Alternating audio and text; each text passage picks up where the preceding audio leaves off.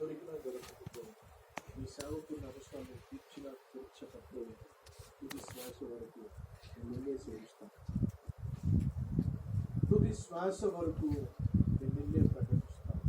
నేను నిన్ను ప్రకటించడానికి, నీ సేవ చేయడానికి కారణం శిలువలో చూపిన ఆ ప్రేమ.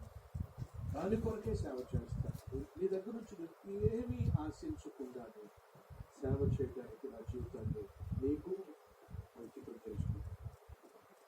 ఏ రోజైతే నా దేవుని దగ్గర నుంచి నేను ఏమీ ఆశించకుండా సేవ చేయడానికి నన్ను నేను అప్పగించుకున్నాను, నేను ఆశించిన దానికంటే, తలంచిన దానికంటే, ఊహించిన దానికంటే అత్యధికమైన ఆశీర్వాదాలు నా దేవుడు నాకు అనుగ్రహించాడు. ఎప్పుడు దేవుడు మన జీవితంలో ఆశ్చర్య కార్యాలు చేస్తాడు. 4 నిమిషాలు మీతో పంచుకున్నాను. మొదటిగా పరిశుద్ధంగా జీవిస్తున్నాడు. రెండోదిగా చెప్పండి, పరిచర్య